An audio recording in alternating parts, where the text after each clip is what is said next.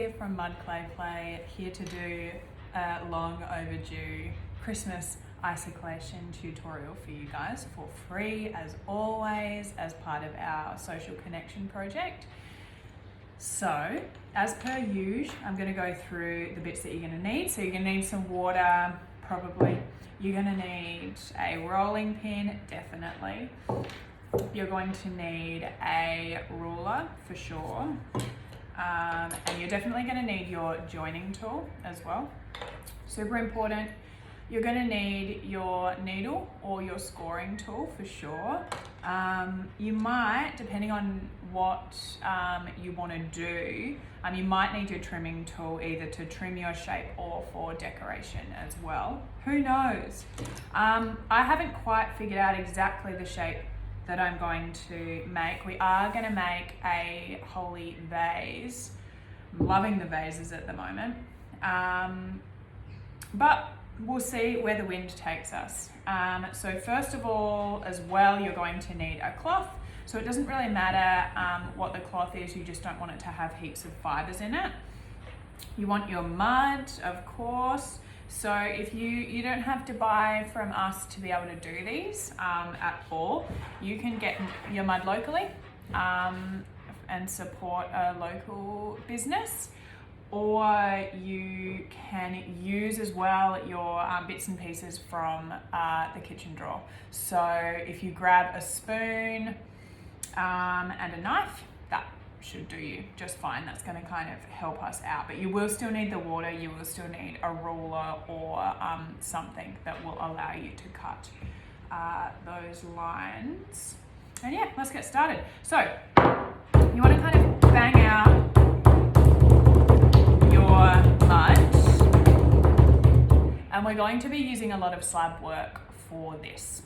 So I often do slab work with people because it's one of my fave things to do, and it's pretty easy for beginners as well. So a slab is just rolling out your clay into your sheet.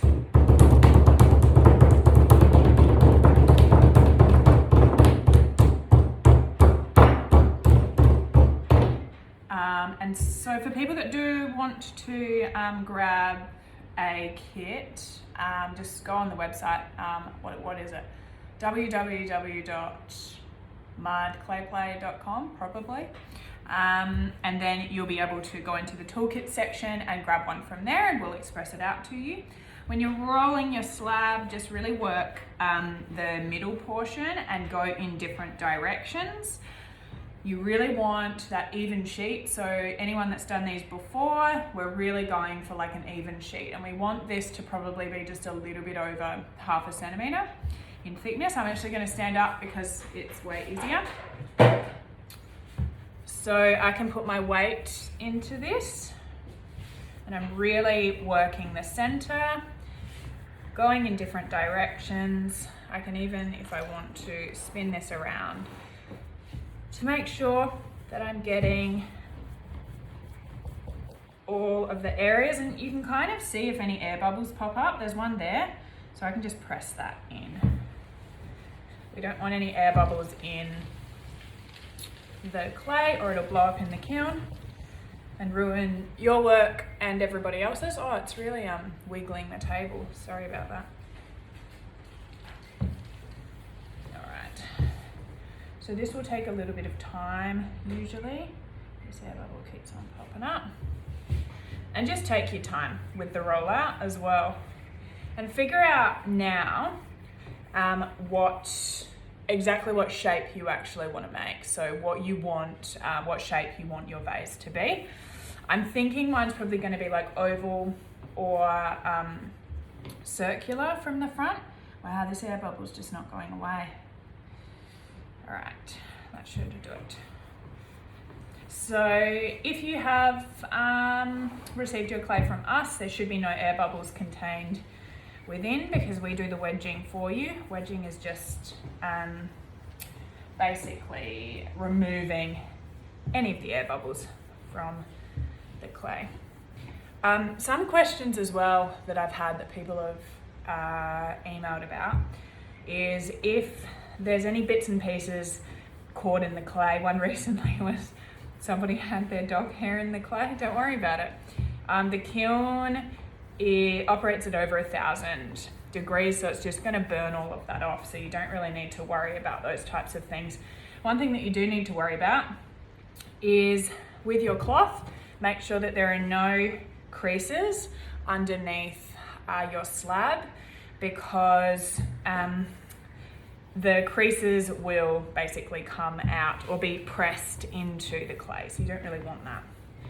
Now this is hot work and takes 1,000 years to get the width that you're actually after. Your clay is really naturally going to pool in the middle, so it's going to be thicker in the middle, thinner at the edges, so you just want to keep that in mind when you're rolling out, and really put that weight in the center, ease it up at the edges, weight in the center, ease up towards the edges. Wow, this has really got quite a bit of air bubble happening. This is an older clay. I've just kind of merged recycled some clay so I can use it for these tutorials.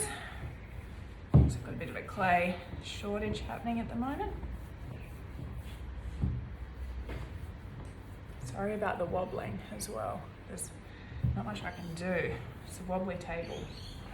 We're in our new space in Byron now, which is a bit fun.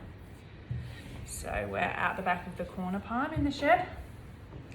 It's quite a bit more space to fit a few more humans in for the community classes and the private classes, which is awesome. All right. Now what we can do here, and what the cloth allows us to do, is actually pick it up and check. Okay, so how thick is my shape? I'm kind of getting there now. I don't want it to be too much thinner than what it is, but I'm just going to even it out a little bit in the center, because I know that I have a bit of clay pulled in the center. I can see it. All right, so now you're just gonna have a think about, okay, well, what do you want your shape to look like? So this is the shape that will actually create the front and the back of your holy vase. So one important thing as well, if you're using a wooden rolling pin, it's quite porous, so it's going to suck up some of the moisture, which is a good thing. But if it starts to pull clay from your sheet onto the rolling pin, that's a bad time. So peel your sheet off of the cloth and flip it over and just clean this so that there's no kind of clay or moisture on it, and then you can go again and you'll be good to go. So as I mentioned before, I'm probably going to do a circle, I think. Yeah, I'm going to do a circle. I'm not going to make it too big either, so I'll just do it smaller.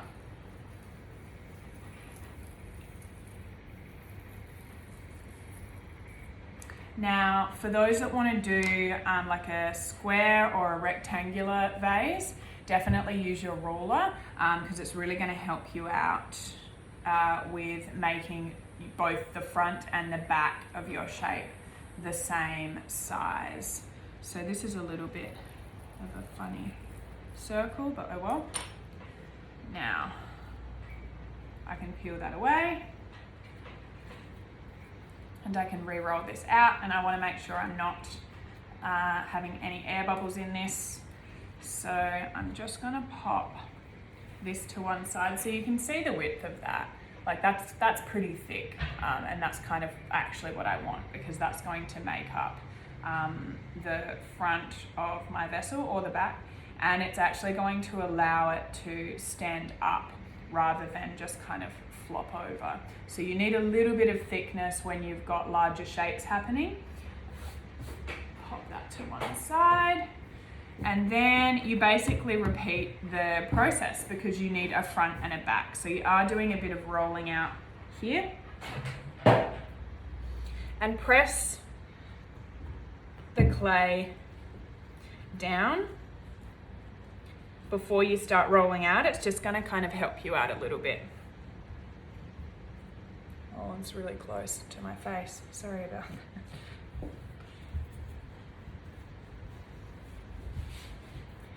Now each of you will have kind of different levels of moistness in your clay, so just be mindful of that when you're rolling out. You do need to leave these 2 circles or squares or whatever to one side just for a period of time to make sure that they have enough moisture wicked out of them so they can actually stand up. So just, yeah, keep that in mind. You can just like watch an episode of something. Or go out in the sun, go for a walk. Okay.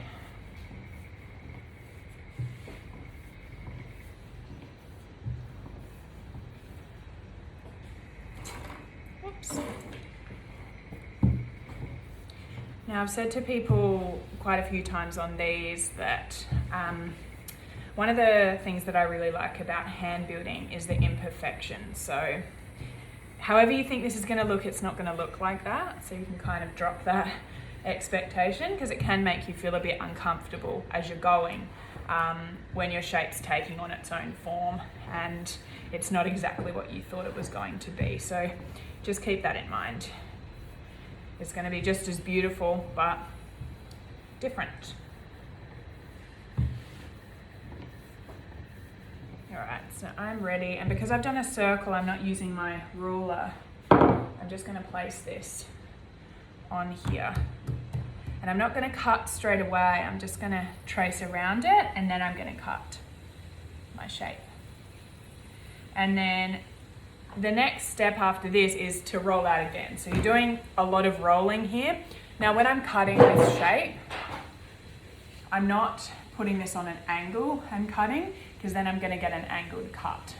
So it's going to be kind of coming out like that rather than just going straight down. So that's what I'm going to kind of aim for. And when you're cutting, if you're cutting on a cloth, just be mindful of your kitchen table or wherever you're doing this. Maybe you want to put a breadboard or something underneath it.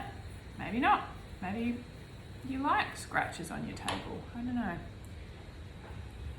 Pop that to one side. So any scraps as well, you can absolutely rehydrate them. Any clay that has not touched a kiln, you can 100% recycle. So even if it's dry as a bone, you can immerse it in water, it will reabsorb the water and you can use it again. So just keep that in mind. So if you've got scraps, you can just spray them or pop some water on them and then you'll be good to go. So what I'm doing now is I'm placing this to one side. I'm going to now need to make my sides of this. So again, we're going to be doing more rolling out. I should probably do a coiling tutorial at some stage soon as well, so you guys can learn that a bit more. And if there's any shapes that you are desperate to make, let me know. And if I know how to make it, I will accommodate. So I've just got to cut myself some more clay.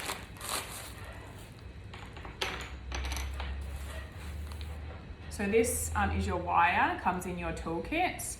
This is good for slicing the clay if you need to do that.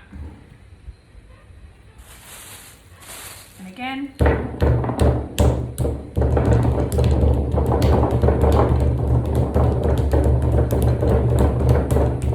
it's kind of a fun thing to do. Wow, that's really wiggling there. Sorry.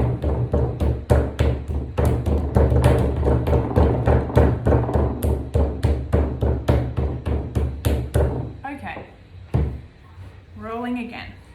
So this clay is much moister than the other recycled clay. And so there's much higher likelihood that it's going to eventually pick up on this and then I won't be able to roll properly. So then all I do again, like I said before, is flip it over, wipe this off, and then we can start again. For kiln locations as well, if you guys know of any kilns that I don't have already on the website, please let me know. I know there are a bunch popping up around everywhere and I haven't done a scout in a while. But I have kiln locations Australia-wide. listed by area on the websites, just under kiln locations, would you believe? So have a gander on there if you're in need of a kiln.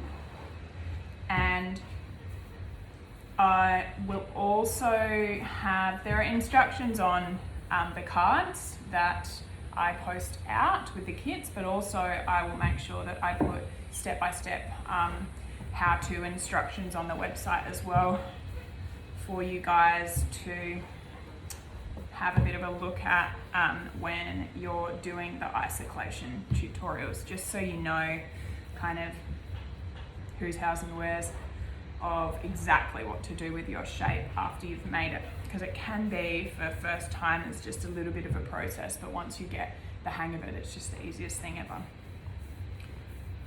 Oh, it is so hot here today. I don't know why I'm wearing long sleeves.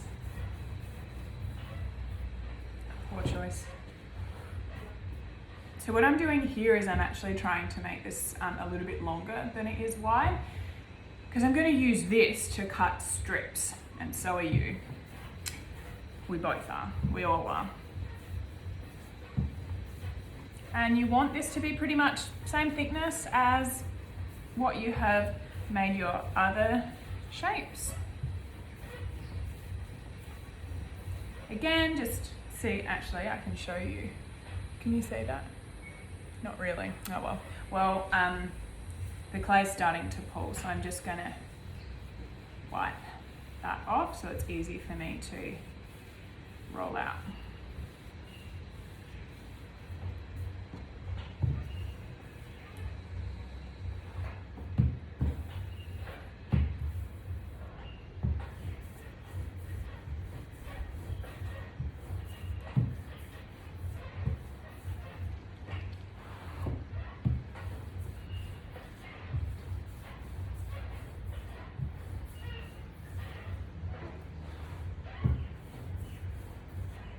Oh, there is also an FAQ section on the website, so frequently asked questions.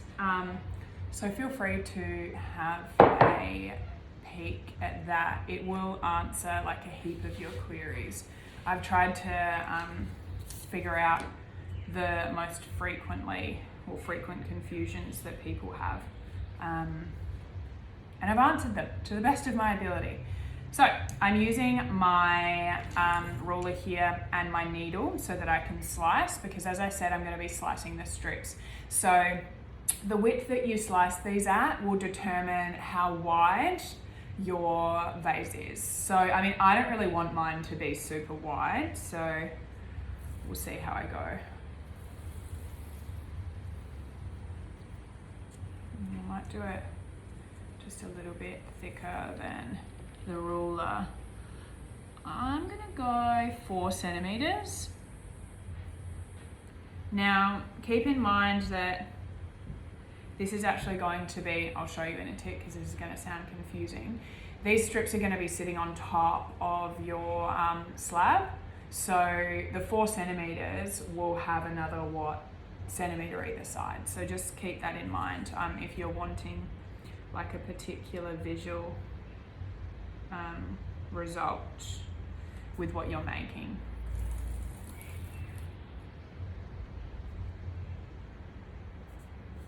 And you can join these together. They don't have to be one long strip to kind of go all the way around your shape. You can join them together, which I'll show you how to do that in just a tick. So I'm going to make a few of these because I'm going to need a few. Just make sure that they're the same width, that's all. That's the most important thing.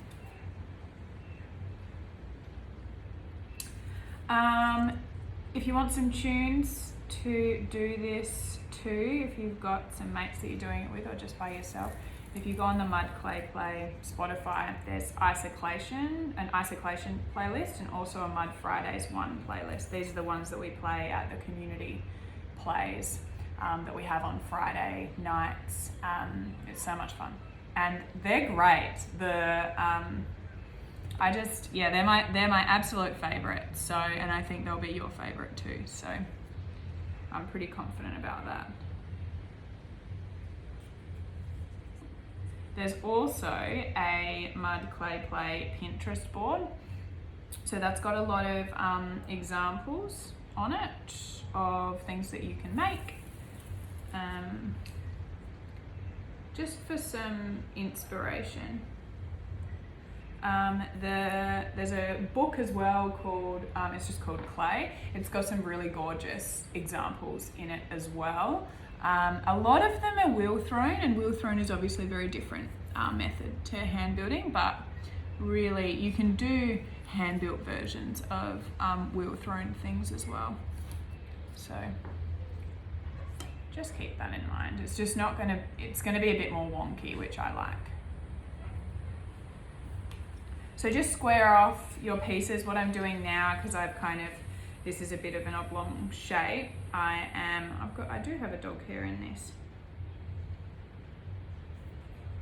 I'm just gonna square off these ends so that they can join properly.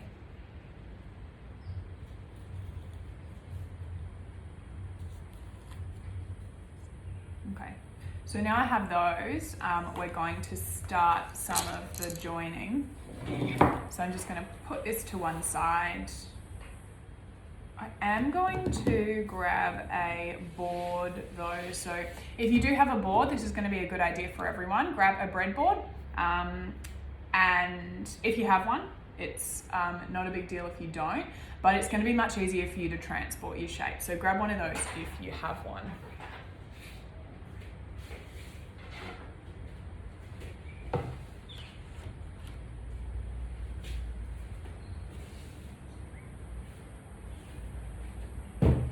Also just chuck on a cloth as well.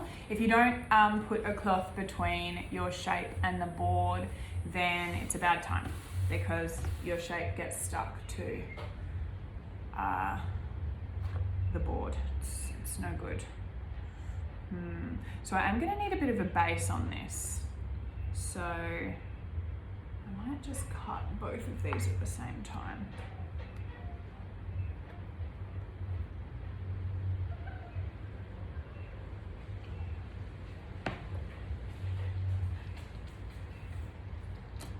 Use my roller.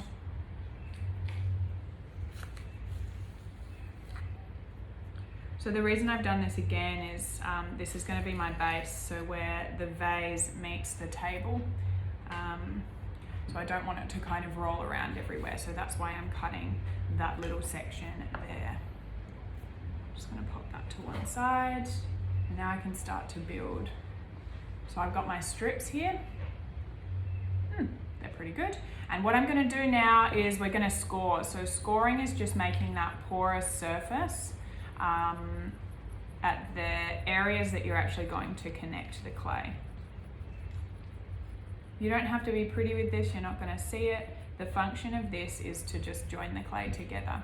If you don't do this, you don't have a very strong join. Oh, one thing I did forget actually was slip. So we'll make that together as well in a tip. Slip is your glue. So it's basically, you can add vinegar to it if you want to. Somebody told me that, and it does work very well. But I don't typically add vinegar, I just do the water and the clay. So slip is basically, actually I might have some slip bits already done.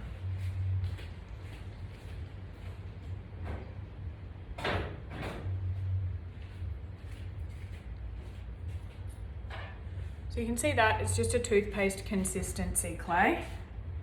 And if you want to make it, you're just adding water and just pressing that together until you do get that real toothpaste consistency. So you want it to be easily spreadable. That's the really important element to this. More water.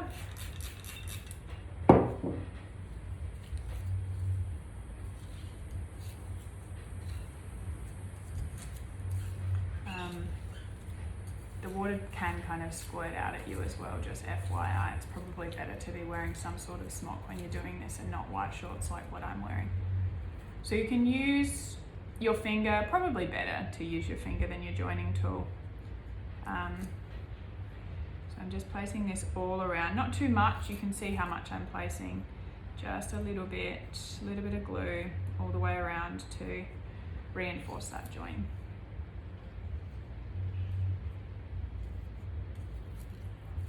Now I'm doing this all the way. I am going to cut a little section for the flowers to come out of, but not just yet. I'm not going to sort that out yet. I'm going to sort that out later. And like with any join, you're going to have to score both of the sections of clay that are going to be pressed together. So there's no exceptions with that at all. You're always going to be scoring both sections. So if in doubt, yes, score. So I'm going to score all the way along here.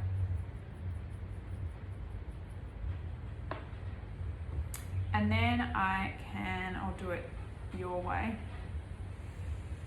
I can start to join this to my shape. And I'm just applying a little bit of pressure there.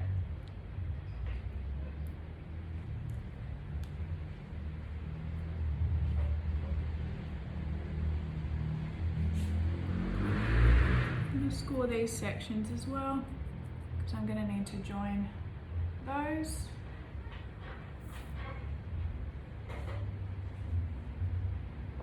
Now just figure out how much of this I actually need. And slice off the excess.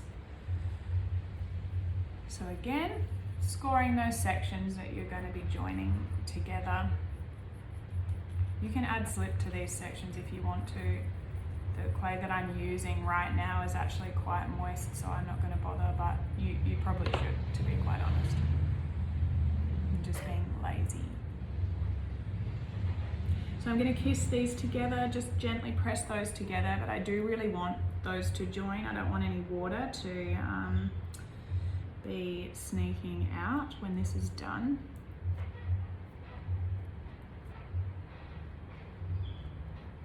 Okay, so now we're going to make the join. So part one of this join is basically pulling the clay from the base up the shape. So this doesn't need to be pretty at the moment. We're just aiming for the join. We can clean it up later.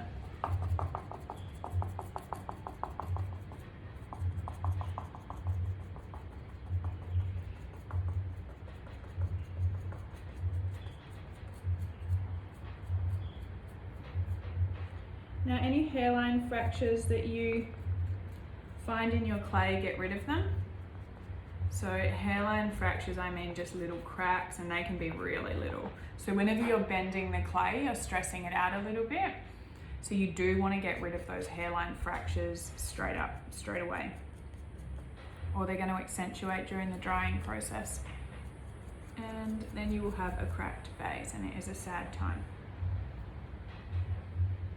So I've just got a couple at the base where I really bent the clay. Now, I am going to need to make a coil. So I need to actually line a coil on the inside all around here to reinforce the join. So I'm just gonna show you how to roll a coil. These coils don't need to be pretty because you're just using them as joining coils, but you can just kind of create that sort of shape just by squeezing the clay. Spray your fingers out. This is just the way I do it. If you've got another way, great. You don't want this to be too dry, so you don't want to continue to work it until it's really, really dry. You want it to be quite moist, so it's really easy to join with. Spray your fingers out.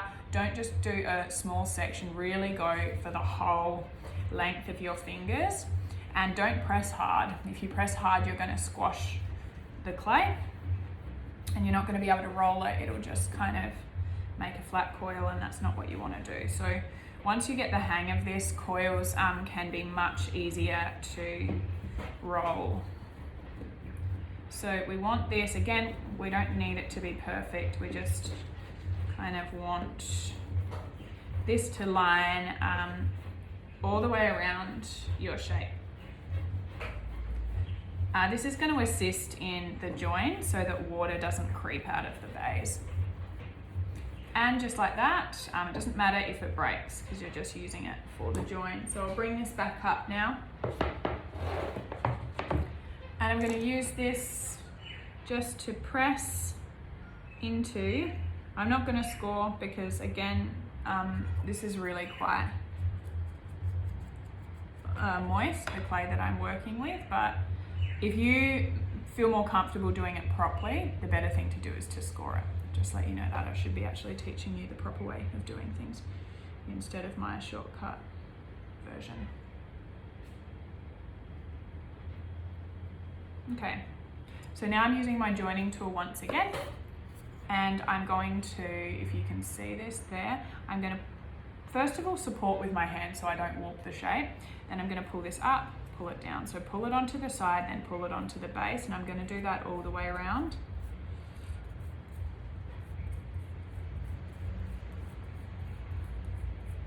So the clay that we're working with, if you have the mud clay, is a BRT, so a buffer Aku trachyte. It's really quite porous, so your clay isn't defective if it's got those little sandy bits in it. That's the trachyte, you want that. That's kind of the freckle that appears in the clay. So if you've got the full kit, the full mud kit, you've also got the speckle glaze, which is a cone 6 speckle glaze. So the aluminite in the glaze creates the freckle effect on your finished shape along with the trachyte in the clay. It's really quite beautiful. Depending on where your shape is placed in the kiln will determine the result that you get. And what I mean by result is just kind of the colouring and the amount of freckles on your vessel. When you are up to the stage of glazing your shape, which is not now, that is after it's already been in the kiln once, you don't want to glaze the base. If you glaze the base, the glaze is like a glue. It will fuse to the kiln shelf and you won't be able to get it off. So you really want to make sure that you're not glazing any of your bases. So I don't really need to worry too much about what this looks like on the inside because I'm not going to see it at all. And I did say this was a holy vase as well, so I'm going to do a hole in it. I'm just not sure. I'm just not sure where I want the hole to go or what I want it to look like. That's a tough one, isn't it? I could do a square, I could do a circle. Sorry, it's just going to take me a second. Just going to figure out what I want to do with this.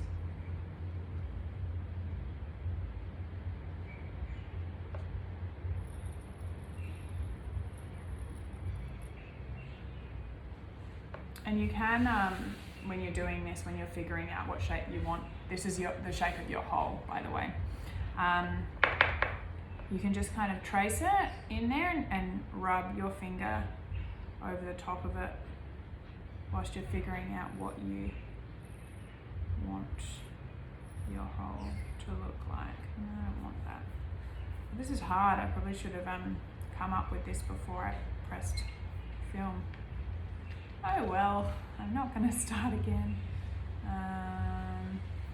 Or I could just go kind of normal and do a circle, which might actually be quite nice.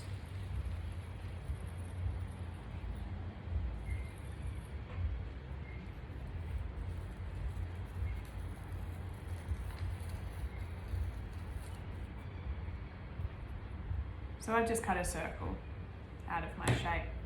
And it's very imperfect, quite deliberately, because that's how I like my shapes.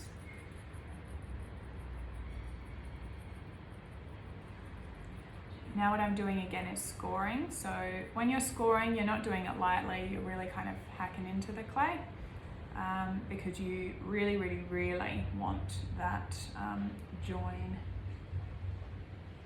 to fuse or lock. So again, I might just test to see how much of this I'm going to need and cut off the rest.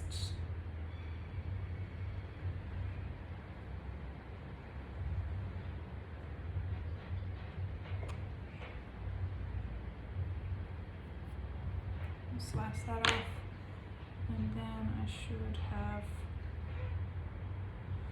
yep, okay, so now I can score.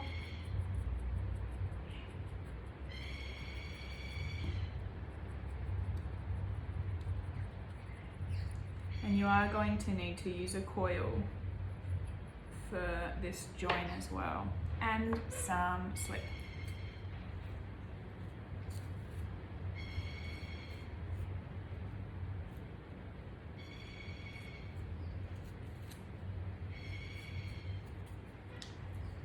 Please send me videos or photos of what you come up with, please.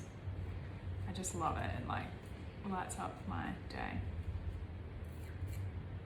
Let me know if you don't want me to repost it as well. I totally respect that. But let me know, because otherwise I will. So now I am building the wall. And again, kissing those two joins or ends together. So just press this down as well. So really press it onto your base so that you can get rid of any of those air bubbles that might exist. And just pull. Again, start to join that crease. And now what we're going to do in the center of this is pull up, just the same as what we did on the outside. So I'm just going to pull that up. And again, I don't need to be pretty with it, I just really need that to join. So I'm just going to try and reinforce that join. I can do all of the nice smoothing things later on.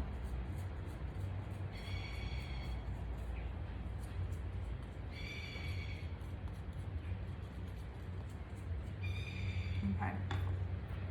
So now we're actually up to, no we're not. We need to do another coil. Okay, so I'm going to use some of this to create the coil for around here to reinforce that joint, and then we're up to the moment of truth. So once again, I'm just going to press this into the log shape that I need, and then I'm not going to need all of that. Do the rolling. If your coil starts to become too dry, just rehydrate the clay because it's going to be too hard for you to join with. So now I can place this exactly the same as how I did it before, but around the hole the wall of the hole. Well, that's the perfect size, great. So I'm just going to press this in, make sure there are no air bubbles, and then I can start the join. So again, up the side, down to the base, up the side, down to the base. I'd be interested to see if you guys did squares or anything like that, what they look like. So you don't have to make this pretty, just once again, you're not going to see the inside. You are absolutely going to have to glaze the inside, but you won't be able to get your brushes in here. So what you would do once it's been biscuit fired is you would get some of your glaze, put water in it, shake it, so it's a lot more like a milk consistency. Pour it in to your shape, whoosh it around a few times, and then pour out the rest. But that will allow you to make the shape waterproof. Because this is so porous, you do need to glaze the inside, otherwise the water will seep out the little tiny pores. Okay, oops. Cool. So now I can do the scoring, and I'm actually not going to be able to reinforce these joins, these ones that I'm doing now with the coil, like what we've done on the base. So just really try and make sure that you score it properly and put a fair bit of slip on it as well.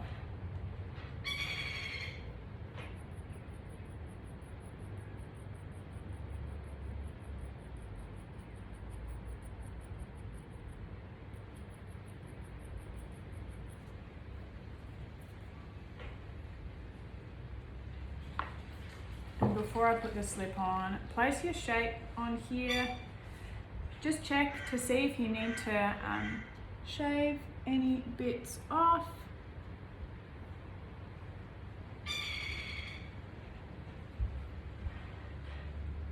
Okay, and I do, so I'm just going to do that now with my needle.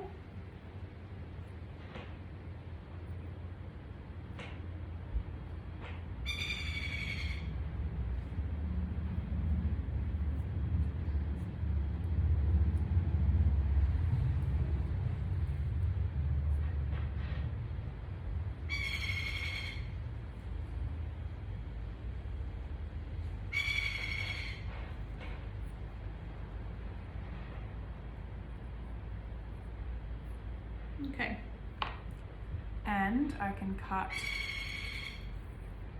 the hole. Now I'm not going to cut it all the way, quite deliberately, because I want some extra clay to fold in. So instead of having a coil, we can reinforce it with just a bit of extra lip. But you don't want too much, so.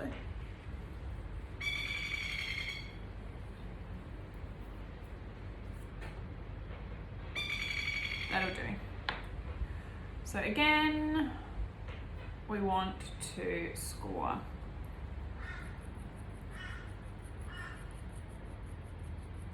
All the way.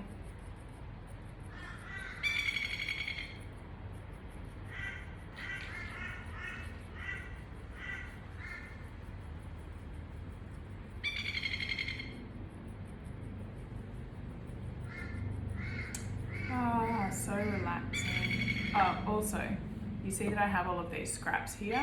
If I don't kind of press them together, that's going to dry out the clay really prematurely. So if I press them together, spray it with water, I'm good to go. You can also wet a tea towel and contain your clay within that just while you're playing with it, so it just keeps it really quite nice and moist. So I'm gonna, it's a funny word, isn't it, moist? I'm gonna chuck that to one side. I'm going to now just really, I can spend a bit of time on this as well. I want this join to be quite solid, so I'm gonna use a bit of the slip here. And this is where it's quite nice for you to have the proper consistency, because it's much easier for you to lay on your shape.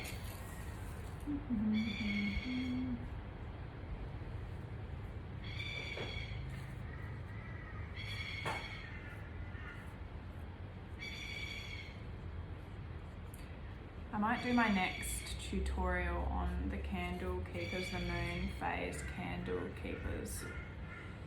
So give me a shout if you are keen on that, or if you want something else.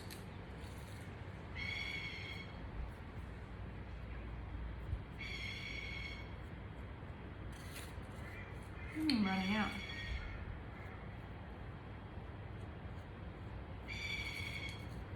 So the best advice I can kind of give you with this is, you know, getting the right balance between kind of working at the shape and really taking the time on it, but also knowing when you need to kind of be hands off and just let it be. If you work the clay too much, then it does start to become too dry, and then your shape can kind of crack, and it's not ideal. So now we are laying this onto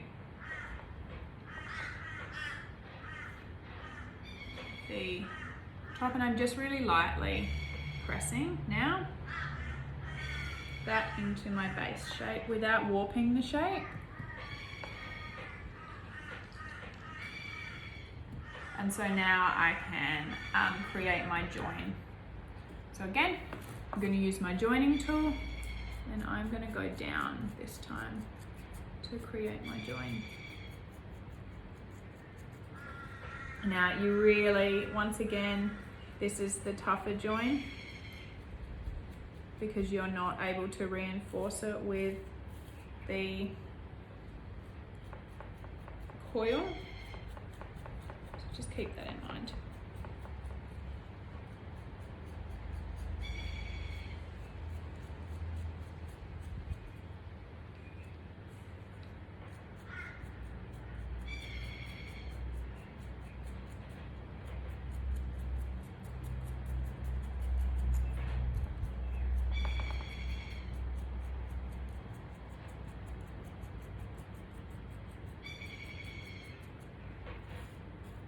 pull some of that extra clay off.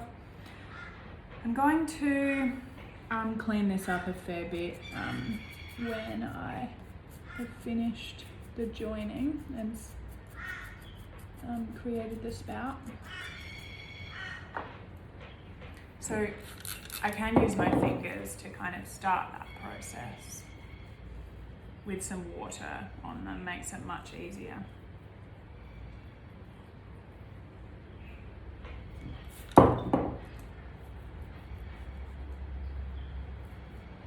And now I need to also do the join on the inside. I might even do that with my fingers, that might be a bit easier.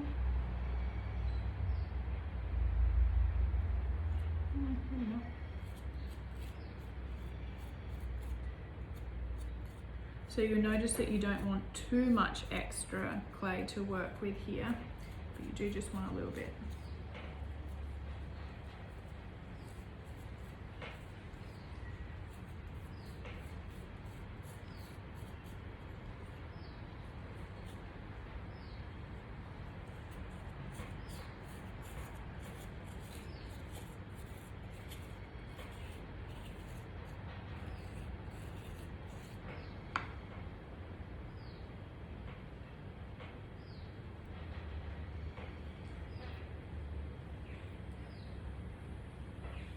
Just wet my fingers again. It's much easier to smooth out the clay if you have water on your fingers.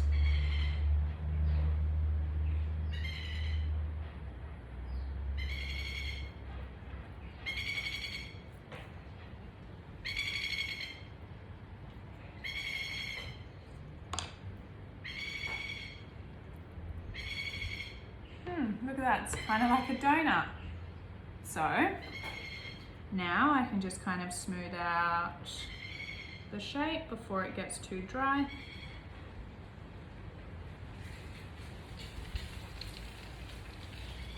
So just spend some time doing that, just smoothing it out. And if you need to trim any sections, this is your trimming tool. You can see that there is the square section and the round section. So if you need, just use it to do a little bit of trimming.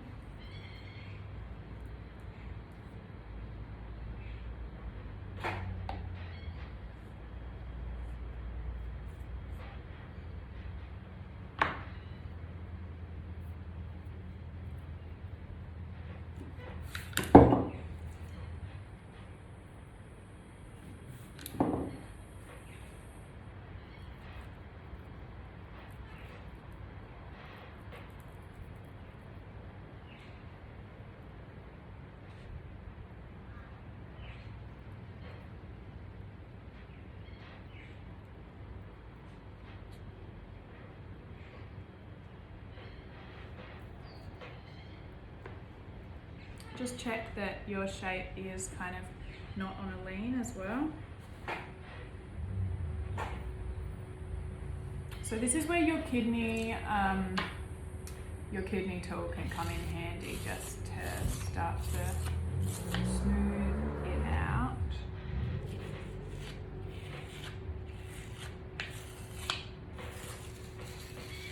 Can help level out the sides as well, which is never a bad thing.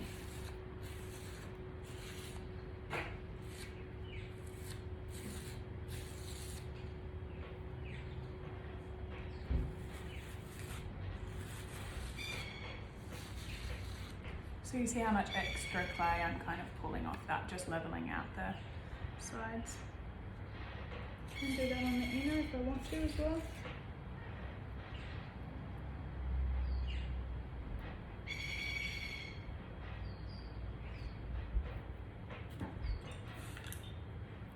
Now I sprayed the shape, but I wouldn't usually do that because it can make it a bit too floppy to work with, especially when you're doing things like this that you need it to stand up.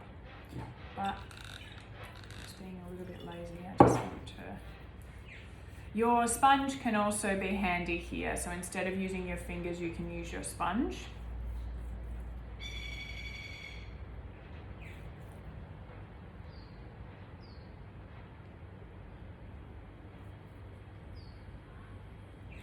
To massage out. the shape. So with your sponge you would drench it and then kind of squeeze some of the excess moisture out, and then you can use it to just kind of nurture out the sides and just the surface of your shape really, so it's a bit nicer. I'm just going to tip this up so I can do the base a little bit.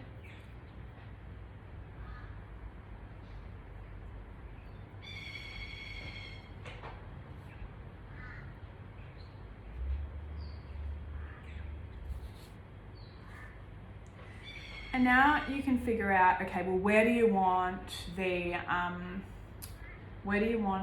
the tube to be? So the flower tube. I'm actually going to do mine on the side. So I'm just going to pop that. You can have a look at it. Pop that there. Pop that to one side. Ooh, this has got some extra clay there. I'll get off. Oops.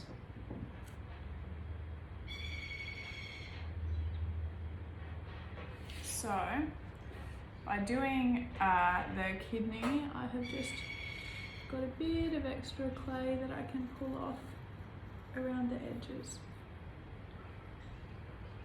Just gently, you don't want to pull too much off.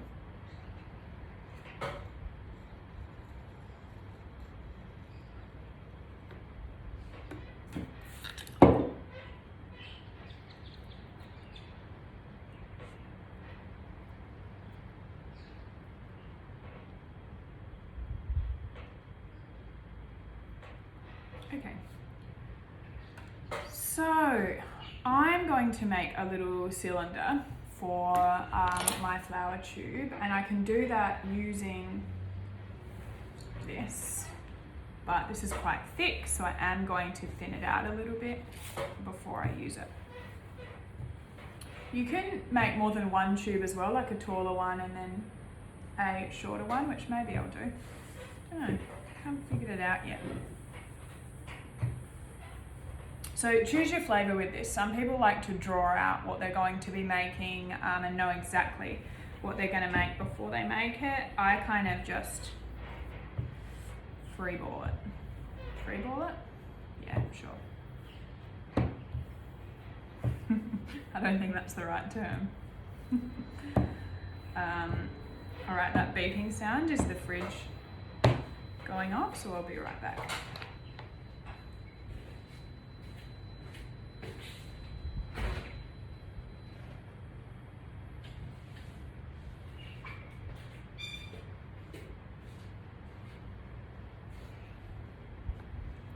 Freehand it, I think, is what we're after.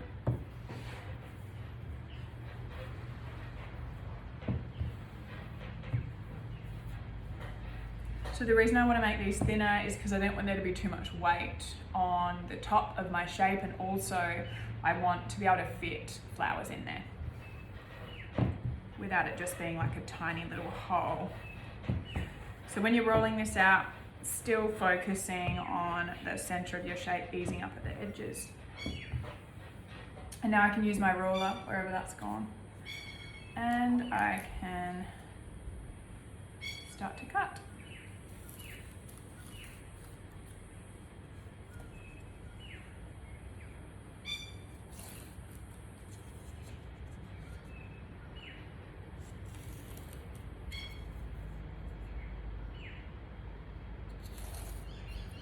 So I'm making a rectangle here because that is what I'm going to need to actually create that tube. So figure out how big you actually want your tube to be. This is actually probably a good size, to be honest, so that I can fit what I need in here.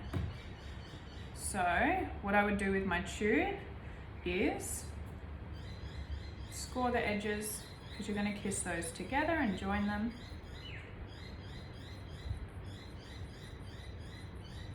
Add a little bit of slip here.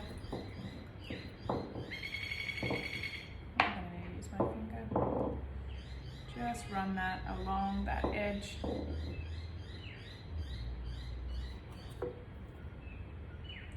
And then what I need you to do is just really actually kiss them together. So bend them in and then press. So really bend them in and then press them together.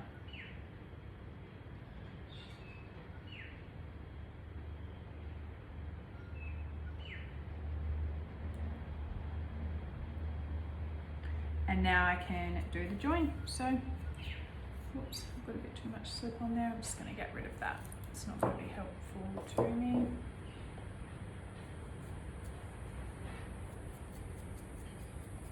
So if you don't want this to split, then you really want to properly join it.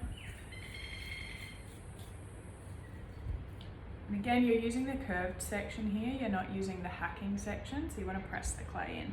You also need to reinforce the join on the inside, so just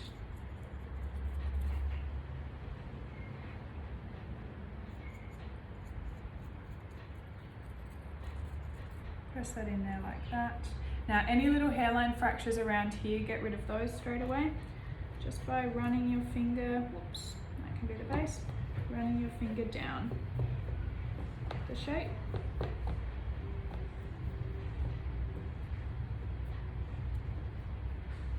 And that's going to get rid of those. Now,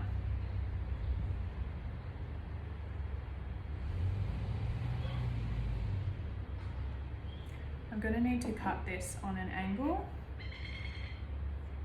I could do it in the middle if I want to. I don't want to. I actually want to do it on the side because I want to make it, you know, just a bit harder for myself. So I am going to need to cut that on quite the angle. And I'm just going to, again, freehand it a little bit and figure it out as I go along. Measure it as much as you can, but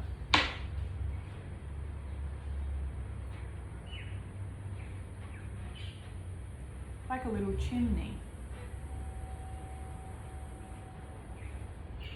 I need to cut a tiny bit more because I don't want it to, I want it to be vertical, I don't want it to be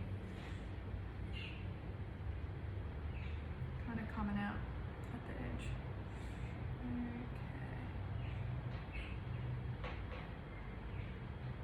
That's still not happening.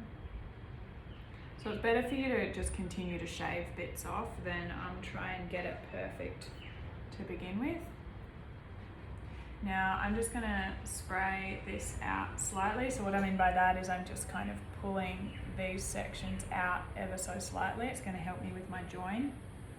I'm going to place this where I want it, have a look at it bird's eye, trace the hole that I'm going to be making, and cut that out.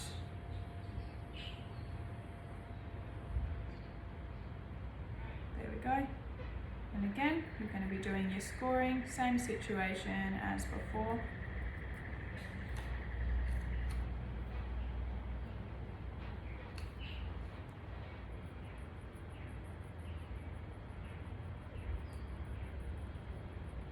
You're going to add your slip.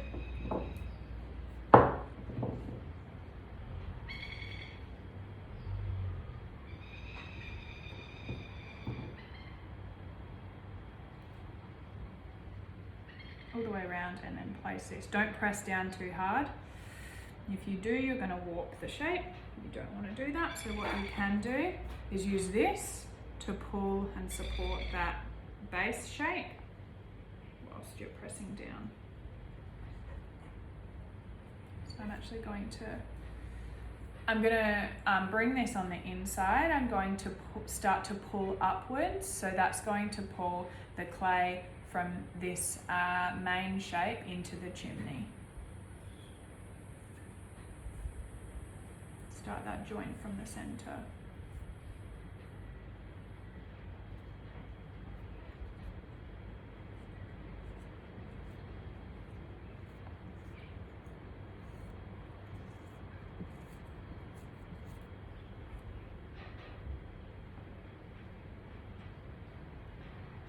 And now I can just start to get rid of any of those little air bubbles around here.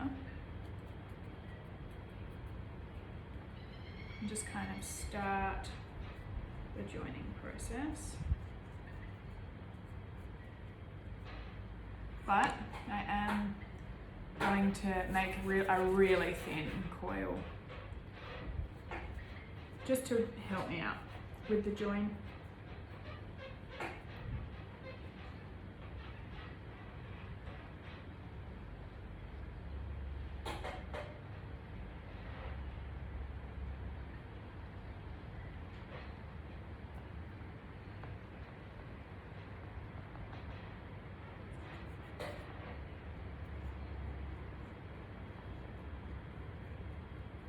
And then I'm going to use my joining tool just to start to pull that onto the main shape. And then I can start to kind of tidy up my shape and make it nice. I can add another little, little tube here if I want to. I don't know if I want to yet, I haven't made up my mind.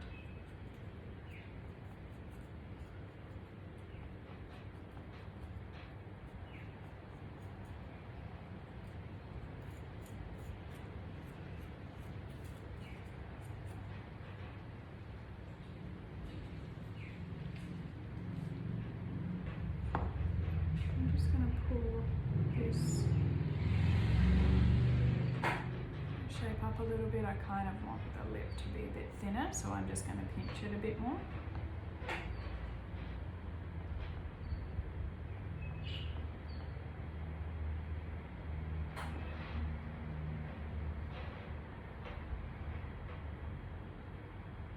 And I can just use my fingers just to tidy up that join. What do we think? Do we want another tube? Let's have a play. Let's see if we want one. I'm just going to make this a bit thinner again because it's still actually quite thick. Whoops.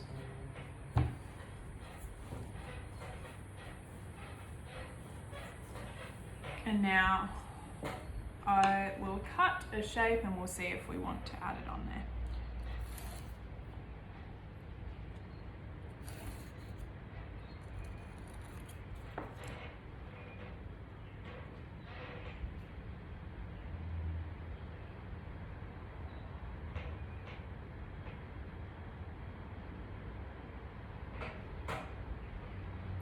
Yeah, we do, don't we?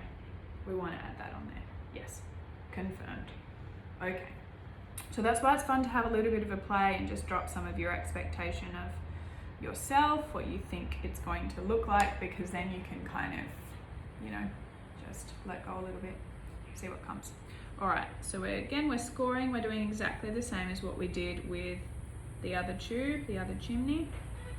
Add a little bit of slip along the side. These are just a little bit prone to cracking, so I like to add some slip there.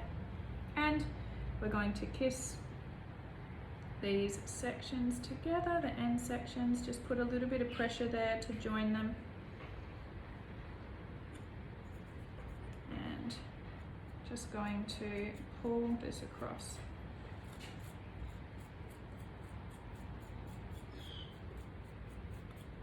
And I'm going to get rid of the extra slip on my joining tool because it can get a bit messy. And then I do the same in the middle.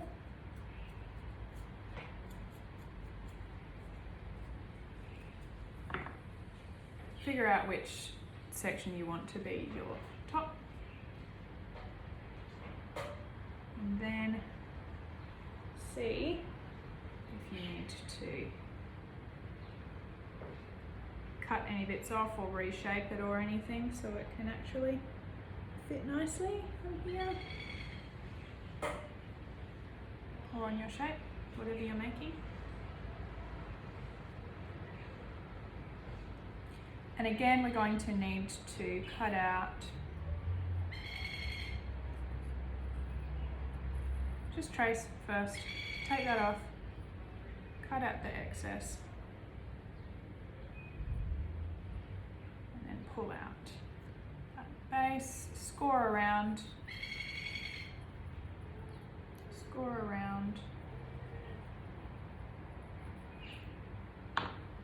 get rid of any hairline fractures with your finger, which is like they're likely to be there if you look closely, because you've just kind of stressed the clay out a little bit by bending it. Add your slip as always.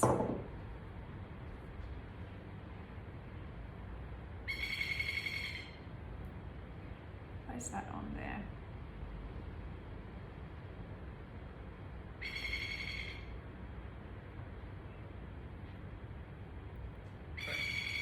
Apply a little bit of pressure, but not so much that it's warping your shape. Place this on the inner again and start to pull that up the sides so that you can reinforce your joint from the inside instead of using the coil. And again, now just pull this shape down without hacking too much at the sides of your shape, because remember, you can always add that little coil.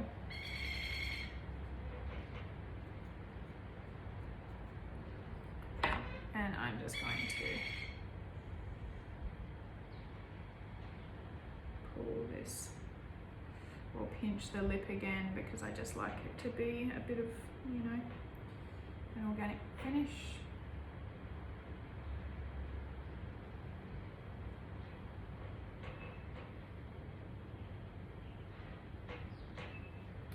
And I can add a tiny coil again, just around there, and soon I will be finito.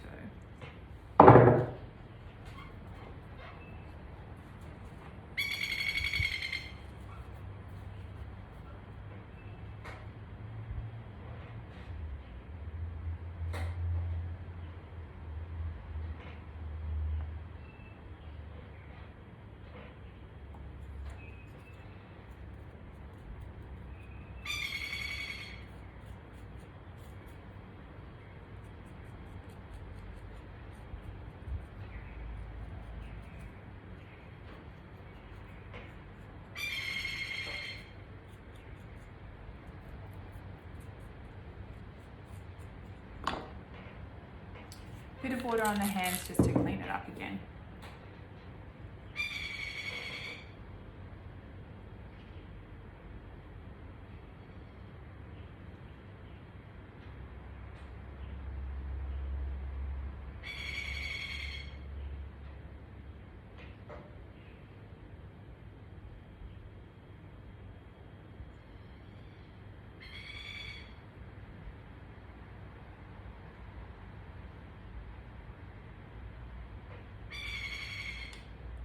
Now the glaze is going to help you out a bit with kind of smoothing out some of the sections of the shape. This is naturally not going to be as smooth as some of like a white raku or something like that, because of the porous nature of the clay. It's just a bit rougher, so you're not doing it wrong. Now, I'm pretty happy with that actually. It's quite cute, I guess. How do you feel about it?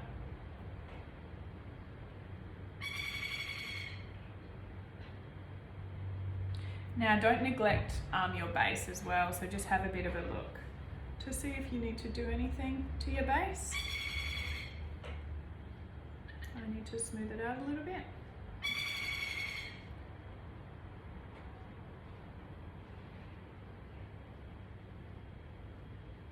You can add little feet to your base if you want to.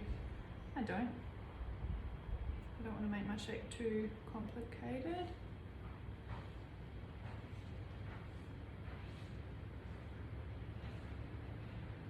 And you can also see up there, which I haven't smoothed that out properly.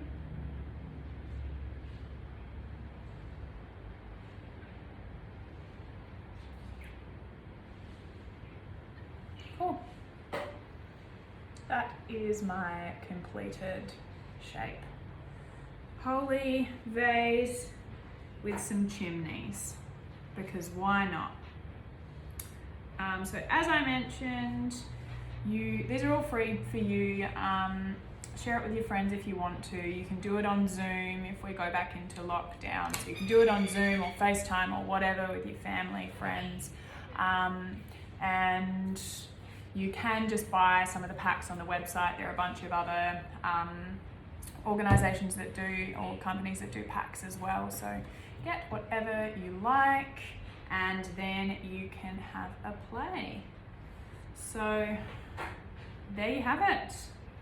What are we going to call this? Just Holy Vase with chimneys? Sure, that'll do. All right. Happy making. Thanks for playing with me. Bye.